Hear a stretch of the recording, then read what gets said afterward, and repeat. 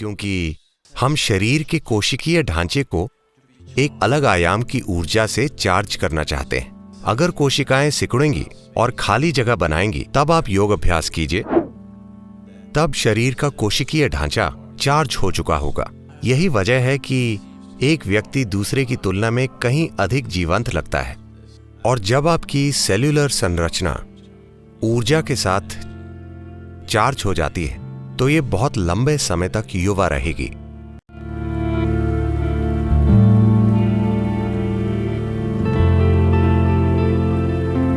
यौगिक संस्कृति में कोई फव्वारे में नहीं नहाता था।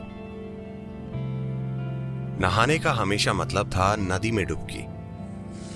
वे हमेशा नदी पर जाते, डुबकी लगाते और फिर योग करते। अगर आप ऐसा करते हैं तो आपकी मांसपेशियां अच्छी रहेंगी।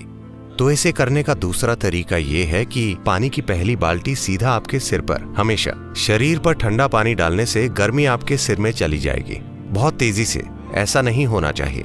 तो इसलिए जो लोग अपने बाल गीला नहीं करना चाहते, उन्हें कम से कम थोड़ा ठंडा पानी लेकर अपने एक बिंदु है यहां आपके कानों की सीध में यहां आप थोड़ा ठंडा पानी डाल दीजिए। तुरंत आप देखेंगे कि सिर में एक ठंडक आ गई है। उसके बाद आप शरीर को नहला सकते हैं। शरीर को पानी में डूबा हुआ होना चाहिए, जैसे कि आप एक डुबकी लगा रहे हैं। ठीक है, पूरा शरीर एक साथ, कम से कम चमड़ी पानी में डूबी रहनी चाहिए। इस तरह नहीं, ऐसे ऐसे ऐसे This, you know.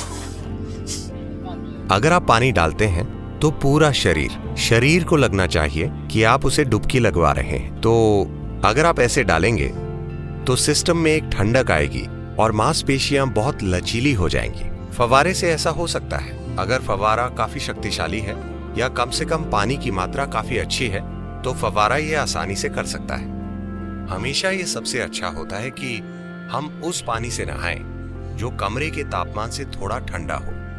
बस आप पर उड़ेलने के लिए कुछ पानी,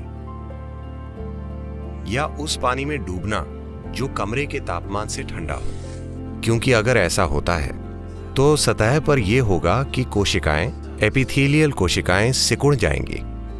जब वे सिकुड़ेंगी तो वे सारे रोम छिद्र खोल देंगी, उनके बीच की जगह खुल जाएगी। और योग के अभ्यास के लिए यह महत्वपूर्ण है, क्योंकि हम शरीर के कोशिकीय ढांचे को एक अलग आयाम की ऊर्जा से चार्ज करना चाहते हैं। अगर कोशिकाएं सिकुड़ेंगी और खाली जगह बनाएंगी, तब आप योग अभ्यास कीजिए। तब शरीर का कोशिकीय ढांचा चार्ज हो चुका होगा। यही वजह है कि एक व्यक्ति दूसरे की तुलना में कहीं अधिक जीवंत लगता है। और जब आपकी सेल्यूलर संरचना ऊर्जा के साथ चार्ज हो जाती है, तो ये बहुत लंबे समय तक युवा रहेगी। इसलिए ऐसा पानी लें जो कमरे के तापमान से ठंडा हो। भारत में, दक्षिण भारत में कम से कम ये कोई बड़ी समस्या नहीं है। पानी हमेशा उसी तापमान पर रहता है। ये आदर्श जगह है। पर अगर आप ठंडे देश में हैं, अगर आप समशीतोष्ण यानी टेम्परेट जलवायु में हैं, तो पानी बहुत ठंडा हो सकता है। वो ठीक नहीं होगा। पानी का तापमान कमरे के तापमान से 5 से 8 डिग्री सेंटीग्रेड कम होना चाहिए, उससे ज्यादा नहीं। अगर आपको बार बार सर्दी लग जाती है, तो शुरुआत में पहले 2 सप्ताह तक आप ठंडे पानी में 1 चम्मच नीलगिरी का तेल डाल दें और उसे अपने ऊपर उड़ेल लें।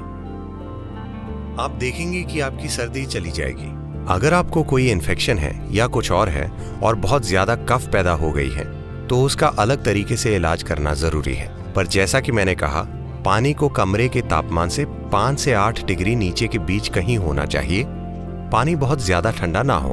तो आपके शरीर में 72% पानी है। आप बस इस पर पानी डाल दीजिए। एक तरह की शुद्धि होगी। ये आपकी चमड़ी पर लगी धूल को धोने के बारे में नहीं है, वो तो वैसे भी होगा, वो एक अलग चीज है। पर बस पानी को अपने ऊपर बहाने से गहरे स्तर पर एक तरह की शुद्धि होगी। क्या आपने देखा है?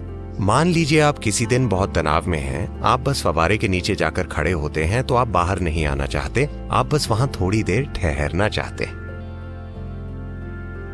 फव्वारे के उन 3 या 5 मिनटों ने आपके जीवन की कोई समस्या नहीं सुलझाई, पर जब आप बाहर आते हैं तो लगता है कि परेशानी चली गई, मानो नया जन्म हो गया। क्या आपने ये देखा है? आपको महसूस होता है कि परेशानी गई। इसकी वजह यह है कि इसका 2/3 हिस्सा पानी है। अगर इस पर से पानी सिर्फ बहता है तो कुछ चीजों में बदलाव आएगा।